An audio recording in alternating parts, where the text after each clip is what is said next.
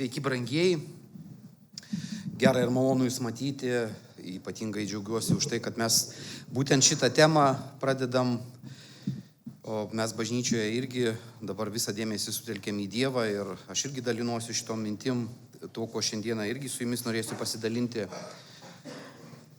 Mes paprastai, kada kalbam apie Dievo garbinimą, dažnai kartais užmirštam, kad garbinimas nėra lūpų reikalas. Pats mūsų Viešpats aiškiai sako, kad lūpos kalba tai, ko persipildžiusi širdis. Įdomu yra tai, kad mūsų gyvenime yra daug iššūkių, su kuriais mes susiduriam, ir vienas iš tų svarbiausių iššūkių, ar mes nepakeičiam Dievą kažko kitu. Ir aš manau, šiandieninė mūsų situacija yra labai tokia sudėtinga dėl to, kad labai daug kalbama apie tai, kad žmogus yra asmenybė, apie tai, kad jis turi savo teises, jis turi savo privilegijas. Mes šiandien netgi bažnyčioje susidurėm su tokia situacija, kadangi mūsų įstatymai bažnyčias įpareigoja, pavyzdžiui, žmogų laisvai išeiti iš bažnyčios. Jeigu mes esame registruota bažnyčia, mes turim turėti vieną labai paprastą punktelį. Žmogus gali pasakyti, aš daugiau nebeisiu ir mes nieko negalim padaryti, nes įstatymai reikalauja iš mūsų to.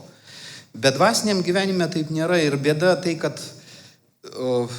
šiandieninė krikščionybė truputėlį silpsta ir pasakysiu ir dėl labai paprastos priežasties, mes Dievą pakeičiame kažkuo tai.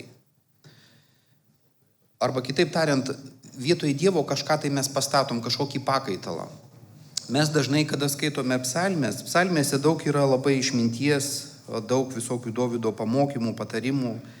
Ir vienas iš tokių svarbiausių akcentų, į kurį norėčiau pradėti ir nuo kurio norėčiau pradėti, yra tai, kad mes kiekvienas turim vieną tokią labai rimtą bėdą. Kiekvienas žmogus yra kūrybingas. 115 psalmė ir kitoje psalmėje psalmininkas sako, kad žmogus geba sugalvoti Dievą. Mane kartais ir kaip tarnautoja, ir kaip tikinti kartais skaudina vienas toks dalykas, kai kalbi su žmogumu, sako, aš manau kitaip, o aš galvoju taip. Ir aš kartais savo užduodu tokį labai paprastą klausimą, kokį Dievą tas žmogus žiūri ir mato. Ir klausimas, kokį Dievą jis garbina tada. Psalmėse Dovydas vienoje psalmėje štai kokius žodžius sako. Jisai su suktais elgiasi suktai. Ar kada girdėjot pamokslą apie tai? Jeigu žmogus neieško Dievo, tada Dievas su elgiasi taip, kaip jis neieško Dievo. Ir tai yra labai rimta tema. Mes krikščionybėje kartais dažnai apie tai mažai kalbame. Šiandien labai dažnai mes užmirštame, kad Dievas tampa ne biblinių dievų, o fantazijų dievų. Mes kartais sakome, kad žmonės stabmeldžiai yra. Bet paklauskim savęs, ar mes neturim kažkokio sugalvoto Dievo savyje, kurį mes garbinam. Jeigu pamenat, Senajame testamente didžiausia problema Izraelio buvo, kuris atsiskyrė nuo tų likusių dviejų giminių. Kokia? Kad jų karalius sugalvojo Dievą. Tenai buvo giedamos tos pačios giesmės. Tenai buvo aukojamos tos pačios aukos. Buvo laikomasi tų pačių apeigų. Pasidomėkit istorijoje. Bet tai Dievui nepatiko. Ir mes šiandieną, kada kalbame apie Dievo garbinimą ir apie asmeninius santykius su Dievu, mes kartais turim užduoti savo klausimą. Ar Dievui nereikėtų padaryti tokio dalyko, kaip kartais vyksta statybose. Man yra tekę matyti, kai žmonės dirba sunkiai dirba ir paskui kažkas atsineša sunkų įrankį, kuvaldą ar dar kažką tai ir ima daužyti. Ir pamenu vieną kartą pas vieną moteris verkė. Sako, šitiek pinigų sudėjau, sako, jūs dabar per pusę dienos paimėt viską ir nugriovėt. Bet sako, ponė, kitos išeities nėra. Jeigu mes norim teisingai pastatyti, nieko nebus. Ir kartais Dievas mūsų gyvenime irgi paima kuvaldą ir ima daužyti tuos mūsų sukurtus pavydalus. Ir čia yra labai rimtas klausimas, į kurį mes turėtume atsakyti. Ar mes nesusikūrėm kažkokio Dievo? Nes kas vyksta, šiandien daugumas, aš irgi anksčiau užduodavau savo tokį klausimą, kodėl mes tokie susiskaldę dažnai? Todėl, kad mūsų dievai yra skirtingi. Nes ten, kur yra gyvas Dievas, jisai sujungia žmonės. Mane žinot, kas labiausiai žavėdavo, kai aš nuvažiuodavau kažkokį šalį ir kai sustinki žmogų, kurio tu niekada gyvenime negirdėjai, apie jį nieko nežinai, jis lygiai tą patį kalba apie Dievą. Jis lygiai taip pat džiaugiasi Dievu, jis lygiai taip pat liūdi dėl to, kas yra neteisinga. Nors tu niekada jo gyvenime nematėjai. Ką tai reiškia? Kad tu susitikai žmogų, kuris pažįsta biblinį Dievą, ne tą, kurį išgalvoja kažkas tai. Kita yra problema, kur atsistoja į pakaitalo, kai kiti mums primenta, koks yra Dievas. Tai irgi yra didžiulis pavojus. Nežinau, kaip jūs, mylėjai, bet aš kaip pastorius visą laiką, kai ateina naujas žmogus į bažnyčią, visą laiką meldžiuosi vieno labai paprasto dalyko. Dieve, sudaužyk mano autoritetą. Tai yra skaudi malda, bet tai yra teisinga, kad tas žmogus žiūrėtų ne į mane. Nes per pakankamai trumpą laiką esu matęs labai daug tokių įvykių, kai bažnyčioje pasikeičia vadovai ir pasikeičia žmonių pažiūros į Dievą. Pasikeičia jų praktika, pasikeičia jų gyvenimo būdas. Kodėl? Kas įvyko? Kitas žmogus atnešė kitą Dievą. Nors giedama, meldžiamasi atrodo tam pačiam Dievui.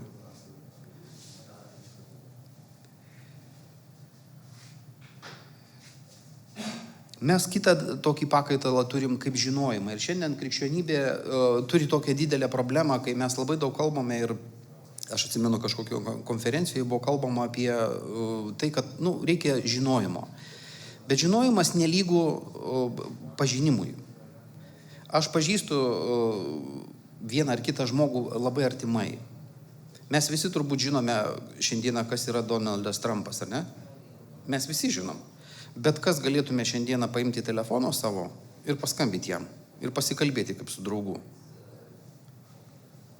Ar yra kas nors čia? Matot, ką reiškia žinoti ir ką reiškia pažinti. Ir mes kaip krikščionys kartais tokį pakaitalą irgi įdedam į savo gyvenimą. Ir mes galvojame, kad jeigu aš žinau kažką iš Biblijos, tai taip ir yra mano gyvenime, bet tai neveikia. Šiandien mes kartais būnam tam tokioje labai negeroje situacijoje. Dėl ko? Dėl to, kad mes kartais galvojame, kad užtenka žinių. Daugumas iš mūsų mokykloje, iš mano kartos, lankėm anglų kalbos pamokas. Bet žinot, aišku, laikui bėgant, kai ką pradedi mokytis, bet man labai sunku kalbėti angliškai. Suprantu, bet kalbėti sudėtinga. Dėl ko? Dėl to, kad aš žinau, kad anglų kalba yra. Bet aš jos savo gyvenime nevartoju, nesinaudoju ją. Ir tai yra saviapgaulė. Kartais žmonės ateina giedoti ir aš kartais užduodu savo tokį klausimą, į kur mes einam? Kur mes judam? Ar mes save neapgaudinėjam? Nes kartais mes galvojame, kad jeigu aš sutinku su tam tikromis biblinėmis tiesomis, tai vadinasi viskas, jau gyvenime mano tai veikia. Bet tai netiesa yra. Žinojimas be praktinių dalykų, jisai nieko nedaro. Čia tas pats, kaip jūs nusipirktumėt kažkokį daiktą, perskaitytumėte instrukciją ir tas daiktas liktų gulėti ar būtų pastatytas kažkokioje vietoje. Dar yra kitas toksai pakaitalas, kai mes pripažįstam Dievo tiesą, bet jai neleidžiam veikti savo gyvenime. Mes žinome, kad nereikia meluoti, kad nereikia vogti, kad nereikia apgaudinėti. Mes kartais klausime, Dieve, kokia yra tavo valia? Dievo valia labai konkreti yra. Bet jeigu mes nesirenkam gyventi pagal tą valią, jinai nieko net padaro mūsų gyvenime. Pirmoji kronikų knygoje 15 skyriuje yra istorija pakartota apie tai, kaip Dovydas parsigabena skrynę. Ir pamenat, daugumas iš tos istorijos, prisimenat, pagrindinė priežastis kokia buvo, kad levitai turėjo nešti tą skrynę. Bet noriu atkreipti jūsų dėmesį ir užfiksuoti tokią mintį, ką Dovydas sako toje vietoje. Mes neieškojome Dievo taip, kaip reikia. Šiandien dažnai mes kaip tikintieji galvojame, kad nuoširdumas yra svarbu. Taip, tai yra tiesa. Bet nuoširdumas be tiesos yra niekas. Mes galime labai nuoširdžiai garbinti Dievą, kurį patys susikūrėme, kuris nieko bendro neturi su gyvuoju Dievu. Kada mes žiūrime į Dovydo gyvenimą, Dovydui nebuvo kada galvoti apie sugalvotus dievus. Jo praktika, jeigu pasižiūrėtumėte jo gyvenimą, kai aš beveik 2 mėnesius psalmę skaičiau, jo gyvenimą žiūrėjau, visą laiką lydėjo įvairūs sunkumai jo gyvenime. Jam nebuvo kada sugalvoti, kas yra Dievas. Jam reikėjo Dievo tokio, koks jis yra. Ar teko kam nors būti naktį dykumoje? Man neteko, bet man teko būti su piemenim kažkada. Tai ir pamenu šalia miško, kai vilkai pradeda kaukti, aš neįsivaizduoju, kaip būčiau reagavęs, jeigu jie būtų atėję dar. Ir labai nejauku. O kur visi kiti jo gyvenimo sunkumai? Štai kodėl jis yra prašomas kaip žmogus pagal Dievo širdį. Todėl, kad jis ieškojo ne kažko kito, o pačio Dievo. Ir mums kaip tikintiesiems, tam, kad įveikti šitą spragą ir kad neturėti tų pakaitalų, turėtume teisingai nukreipti savo širdį į patį viešpatį. Problema yra štai kokia, kad tikėjimo neįmanoma atiduoti kitam žmogui. Ta tikėjimą jūs patys turite išugdyti savyje. Patys patirti. Kartais teisingas mokymas be teisingos praktikos neduoda jokios naudos. Bet kartais čia ir mes sustojame. Mes kartais padarom tokią klaidą, kad mes galvojame, jeigu išmokom, pabandžiau ir jau viskas gerai. Bet reikia trečio dalyko – įsišaknyti. Paulius savo laiškose apie tai labai gražiai sako, bet mes matom Dovydo gyvenime. Jis neturi už ko daugiau kabintis, jis kabinasi į Dievą, visą laiką į Dievą kabinasi.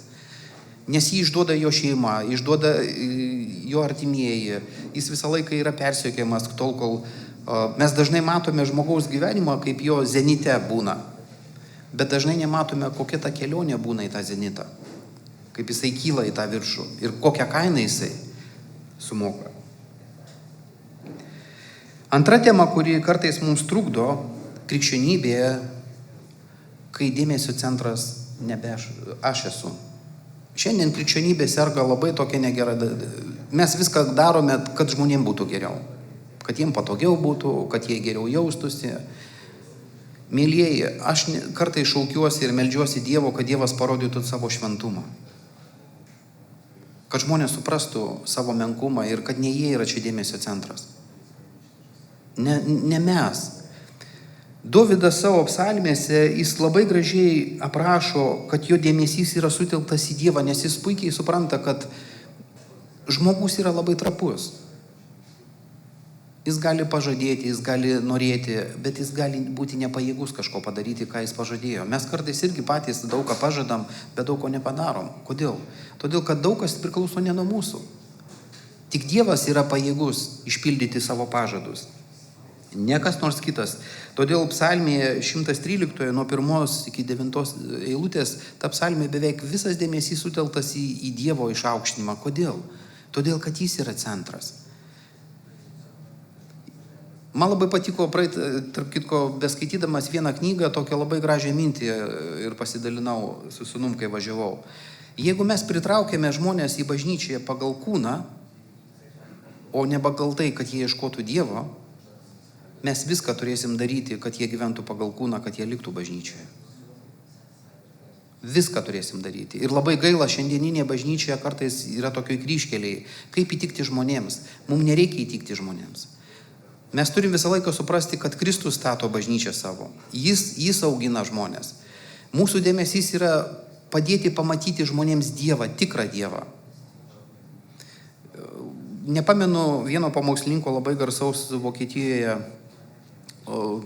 pavardės ir vardo, kuris yra profesorius, su biologija kažką dėstęs daug metų. Ir jis kartą, kada kalbėjo su vienu žmogum apie Dievą, ir sako, man visai neįdomu. Jis sako, nes Dievo nėra. Aš viską išbandžiau, bet sako, yra problema tokia, kad dabar, pavyzdžiui, per radijo bangas, tam tikrą radijo stotis transliuoja ten vieną ar kitą Bethoveno simfoniją. Sako, ar tu girdi ją? Nu, sako, aš negirdžiu. Man reikia radijo jungtuvo. Sako, apie ką ir eina kalba. Tu tiesiog neturi to, kas tau padėtų išgirsti ir suprasti Dievą. Ir tai yra Dievo žodis. Kol žmogus pats neieškos Dievo, kol jis nenorės jo surasti, jis pats bus dėmesio centras. Biblijos centras yra Dievas, ne žmogus. Štai todėl, kai mes ateinam garbinti, mes turim būti labai atsargus. Nesusitelti į tai, kaip mes jaučiamės. Kartais irgi sako, reikia sukurti tokią atmosferą, tokią situaciją, kad žmonėms būtų patogu, smagu, kad jie gerai jaustųsi. Aš, mėlyjei, kartais labai liūdžiu dėl mūsų dabartinio muzikinio tarnavimo, kuris braunasi į mūsų bažnyčias. Kai aš įtikėjau, mes grįžtam prie tų pačių giesmių tokių, kurios tik tai sielą mūsų jaudrina, mums tokį malonumą teikia, bet nesuteikia galimybės blaiviai pamastyti, kad aš atsistoju Dievo akivaizdoje ir jeigu Dievo valia būtų, jo šventa ugnis mane prarytų, jeigu aš ką nors neteisingai darau. Kartais šito trūksta. Todėl Dovydo psalmėse jūs nerasit niekur, kad Dovydas save linksmintų. Nerasit, tiesiog nerasit. Nes jis supranta, prieš ką stovi. Jis supranta, kad jo santykiai su Dievu yra labai svarbus. Todėl labai svarbu, kokio Dievo aš ieškau. Savęs ar to tikrojo Dievo? Šiandien dauguma žmonių yra apgauti ir jie ieško, kaip gerai jaustis, kaip patogiai, kaip savo gyvenimo tikslais. Dvasiniam gyvenime netgi yra toks negražus dalykas mano tarnystė. Aš kartais klausiau, kur Dievo tarnystė liko? Kur Dievas tame? Mes, aš. Kartais paklausykite, ką mes kalbame bažnyčiose. Mes padarėme, mes nuveikėme. Aš labai gražiai prisimenu vieno dievoto vyro, jau beveik išeinančio į amžinybę ataskaitą. Ir jis ruošė tą ataskaitą už daugelį gyvenimo etapų. Ir jisai rašė, aš ten tiek žmonių pakrikštijau, tiek sutokiau, tiek aplankiau, tiek pabuvau, tiek pamokslų pasakiau. Ir galų gale, kai padėjau, sako, tą lapelę ant stalo, Dievo dvasia taip mane pakaltino ir aš, sako, tiesiog suvokiau, kad aš visą garbę prisėmiau savo. Ir man tai pasidarė gėda, sako, aš tiek metų tarnavau ir aš užmiršau, kad ne aš dėmesio centras esu. Man Dievas leido tą padaryti, man leido Dievas tą padaryti, man leido Dievas tą, Dievas čia mane panaudojo, ten mane panaudojo. Ir sako, aš visą beveik vakarą praraudojau, suvokdamas, kad nei ten žiūriu.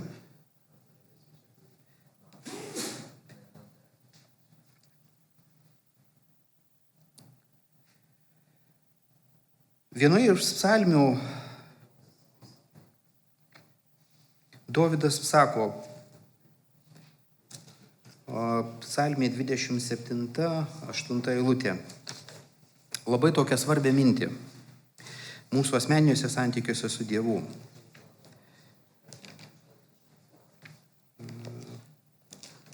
Psalmių knyga, 27 psalmė.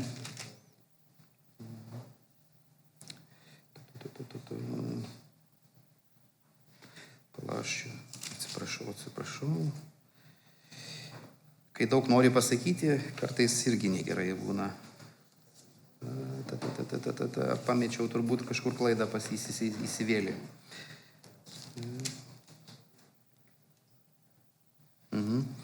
Kai daug rašai, įsivėlė klaida. Bet mintis yra tokia. Vienoje psalmėje Dovydas sako tokius žodžius. Kai Viešpats sako, ieškokite mano veido. Ir Dovydas sako tokius žodžius atsakydamas. Tavo veido, Viešpatie, aš ieškosiu. Jeigu mes norim būti dievotais vyrais ir norime turėti tinkamus santykius su Dievu, mėlyje, kito kelio nėra. Jokie pamokslai, jokios knygos, jokio dvasiniai įpūtimai, niekas nepadės tol, kol jūs asmeniškai neieškosite Dievo. Jūs negalite gyventi dvasinio gyvenimo kito žmogaus. Jūs galite gyventi dvasinį gyvenimą tik savo. Be šito jūs pradėsit garbinti save, garbinti kažką kitą, bet ne Dievą. Todėl kito kelio mums nėra. Ir tada užduokim savo klausimą, o kokio Dievo aš ieškau iš tikrųjų?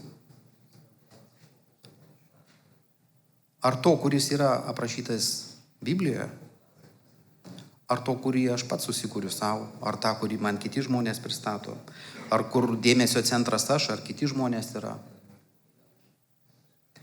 Ir žinot, mūsų gyvenimo pabaigoje visą laiką arba gyvenimo eigoje vyksta egzaminas, kuriame Dievas atskleidžia, kas yra kas. Va taip kaip tas tarnautojas, apie kurį ką tik kalbėjau, kuris rašė ataskaitą apie savo gyvenimą, peržiūrėjo visokius savo užrašus. Ir tas egzaminas atskleidžia, kaip mes iš tikrųjų garbinam Dievą. Įdomu yra tai, kad kito kelio, kaip per asmeninę patirtį pamatyti Dievo veikimą ir Dievą tikrai nuoširdžiai garbinti ir dėkoti jį už tai, ką jisai daro mūsų gyvenime, nėra. Tik per asmeninę patirtį. Ir dėja, krikščioniškam gyvenime gaunasi štai kokia tokia situacija, kad arba mūsų gyvenimas užkietina ir uždaro duris pažinti Dievą, arba kaip tik atveria kelią suprasti ir suvokti, kokie mes esame menki ir kaip mums reikia Dievo.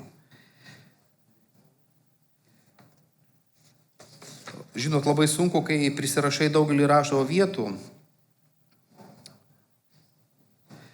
kartais pradedi painiotis mintimis, bet noriu tik tai tiesiog paprašyti jūsų namuose, galbūt turėsit laiko. Psalmė 50, 15 eilutė, psalmė 77, 2 eilutė ir 20 psalmė ir 7 eilutė. Ten yra labai gražus toksai Dievo paraginimas. Šaukis manęs nelaimės dieną. Kai mūsų užplumpa kažkokie sunkumai, į ką mes savo dėmesį sutelkiam? Tai ir parodo, kas yra mūsų širdyje. Tas egzaminas parodo, kas yra mūsų gyvenimo centras. Aš nežinau kaip jūs, bet aš irgi mokausi lygiai taip pat. Kai vyksta kas nors, tai žinot, tu pradedi planuoti. Aha, tam reikia paskambyti, tam reikia tas tą padarys, pas tą anas padarys. Ir praeitą pirmadienį turėjau tokį atsitikimą, išvažiuoju iš kiemo, važiuoju vidury gatvės, plumti ir užgeso automobilis. Ir žinot, tu pradėjo plaukti mintis. Aha, dabar reikia paskambinti tam, kas paims automobilį, tam, kas remontuos automobilį. O kaip tik išvažiavau per piką ir visi pypė, visi nepatenkinti. Tiesiog nulenkiau galvą ir sakau, Viešpatie, ačiū, kad tu priminėjai man, kad tu esi pats svarbiausias. Tas automobilis taip skaudu, nemalonu, bet tu gali duoti ramybę, tu gali duoti džiaugsmą, tu gali duoti viltį ir supratimą, kaip toliau elgtis. Todėl ir mūsų gyvenime mes kaip tikintieji turėtume užduoti savo tokį klausimą. Kai mane užklumpa nelaimės metas, į ką aš susitelkiu? Nes tai parodo mano santykių su Dievu. Egzaminas yra ne tada, kada mes žinom ar nežinom tam tikras rašto vietas. Aš žinau žmonių, kurie žino visą Naują Testamentą nemintinai. Ir žinot, kai žiūri į tokį žmogų, atrodo turėtum džiaugtis, didžiuotis ir matyti tame žmoguje daug nuostabių dalykų, bet kai matai jo gyvenime, kad vyksta chaosas ir Dievui vietos nėra, tada savęs užduodi klausimą tokį, ar tikrai reikia žmogui išmokti visą testamentą tam, kad jis toliau gyventų be to testamento. Tai yra labai rimtas klausimas. Ar jūs kada nors uždavėte savo klausimą, kiek jūs žinote rašto vietų, eilučių, kuriomis jūs remtumėtės tada, kai jums yra sunku? Nes jeigu jos išdyla, arba mes tiesiog jas žinome, į jas nesikreipėme, vadinasi, Dievas nėra mūsų dėmesio centras. Mums dar daug ko trūksta. Ir noriu jūs padrąsinti, mylėjai, mes visi mokomės. Bėda yra štai kokia, kad fiziniam pasaulyje mes galime apgauti. Mes galim per egzaminą nusirašyti. Aš atsimenu, kai vienoje mokykloje laikiau egzaminą, tai netgi dėstytojas atnešė lapą, padėjo, sako, Pranai, čia tik tai varnelės, ne visa, sudėk, būk geras. Aš sakau, man nereikia, sako, man visai neįdomu, sako, mes norim, kad visi išlaikytų egzaminą. Nėra klausimas, ką tu žinai, ko tu nežinai, nes, sako, nuo to priklauso mūsų algos. Dvasiniam gyvenime taip nėra. Dievas nepadeda mums suflerio. Jis mums leidžia pažinti jo žodį ir klausti savęs, o kaip tas žodis veikia mano gyvenime. Todėl noriu pakartoti tuos 4 klausimus, kurie yra labai svarbus mūsų gyvenime. Kada mes kalbame apie Dovydą kaip apie psalmininką, mes Dovydo gyvenimo nematom Dievo pakaitalų. Ar mano gyvenime yra Dievo pakaitalai? Ar aš jų nesusikūriau? Mes Dovydo gyvenimo nematome, kad jis savo dėmesį visą sutelktų į save. Jis kaip tik dėmesio centre laiko Dievą. Į kur sutelktas mano dėmesys?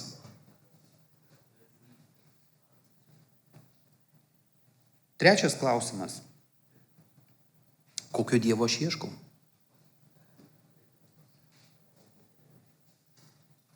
Ketvirtas klausimas. Ką atskleidžia apie mane mano sunkumai, mano santykiuose su Dievu? Tai yra labai labai rimti klausimai. Jų jūs negalite pasiskolinti iš kitų žmonių. Jų jūs negalite perimti. Aš pamenu, kažkada labai nuoširdžiai kalbėjau su broliu Džo, kai kas pažįsta iš čia, kai kas ne. Kai mes kalbėjom apie įvairias doktrinas ir aš jam sakiau, doktrinos nėra saldainiai, kuriuos sučiulpėjai, prarijai ir jau jas turi. Jas reikia išgyventi, kad Dievas tavo gyvenime būtų realus. Ir ko norėčiau labiausiai jums palinkėti, mėlyjeji, ir savo, kad mes apie Dievą kitiem pasakotume iš savo asmeninės patirties, negyventume vien tik tai, ką kiti pasakoja.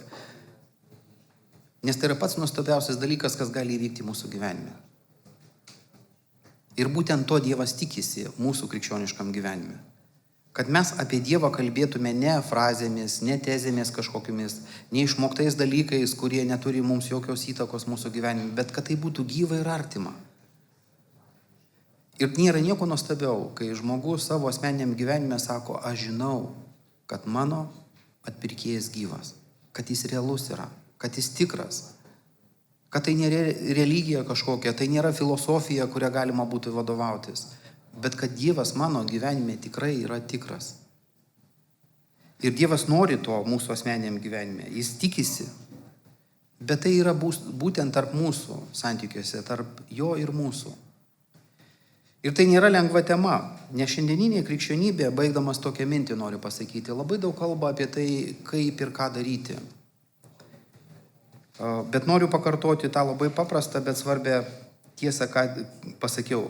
Mums reikia teisingo mokymo, mums reikia teisingo pritaikymo ir reikia teisingo įsišaknyjimo. Plius reikia, kad tame būtų mūsų širdis. Nes be to mes būsim labai kieti, mes būsim labai aršus, mes būsim labai netikri. Ir ko mums labiausiai trūksta ir aš ko tikrai pats asmeniškai pasigendu savo gyvenime, gailestingumo. Mes kartais nepažįstam Dievo, nepažįstam to nuodėmingumo, kuris sėdi mumise. Ir mes kartais nematom, kiek Dievas daug gero mums daro, dėl ko? Kad mes būtume jo vaikai, kad mes darytume lygiai taip pat daug gero, nieko nesitikėdami. Niekam nepriekaištaudami, už nieką nepykdami, už viską dėkotume. Ir kad kiti žmonės žiūrėdami į mus sakytų, aš žinau, kad šitas žmogus tikrai tiki Dievą. Mes kaip krikščionys darom tokią klaidą, mes labai daug literatūros išleidžiam, dalinam, propaguojam krikščionybę. Ir aš pamenu tokį žmogų, kuris kažkada buvo mūsų tarpe atėjęs Marijampolėje į bažnyčią. Ir uždavė labai tokį paprastą ir labai rimtą klausimą. Kuo jūs skiriatės nuo kitų? Jeigu nėra mūsų asmeninių santykių su Dievu, mes nieko nesiskirsim nuo kitų. Nes ir kiti gieda, kiti gerus darbus daro. Bet širdies santykiai su Dievu, jie anksčiau ir vėliau pražysta. Čia lygiai tas pats, jeigu žmogus turi žmoną, iš ko mes žinom, kad yra teisingi santykiai, atsiranda vaikai. Ir tai yra normalu, ir tai yra teisingai. Taip ir mūsų gyvenime. Jeigu mes turim teisingus santykius, tie santykiai anksčiau ir vėliau atneš rezultatus, kuriuose mes galėsime matyti savo tuos artimus santykius ir džiaugtis Dievu ir dėkoti jam už tai, ką jisai daro mūsų gyvenime. Todėl tikrai noriu palinkėti, kad šita tema ir yra tokie planai išversti vieną knygą, nežinau ar pavyks. Aš broliui Džo prašiau, kad jisai surastų leidimą. Aš dabar tik vardo ir pavardės, neatsimenu, tik pavardę atsimenu autoriaus, Tozeris. Ir jis yra išleidęs labai tokią svarbę ir rimtą knygą. Rusiškai jinai vienaip yra, originalo kalba aš irgi nelabai gerai žinau, bet mintis yra tokia, kuri, kaip pažinti šventąjį. Aš PDF formate turiu parsisiuntęs, jeigu kas rusiškai skaito, tai tikrai galėsiu duoti, kas angliškai skaito, taip pat galiu perduoti, bet mano svajonė yra tą knygą išversti į lietuvių kalbą, nes šiandieną ko labiausiai mums reikia? Asmeninio teisingo supratimo apie Dievą. Kokiam Dievui mes tarnaujam, ką Jisai daro, ką Jisai veikia mūsų gyvenime. Nes iš to viskas išeina. Tiek aš norėjau šį kartą. Ačiū Jums už Jūsų dėmesį.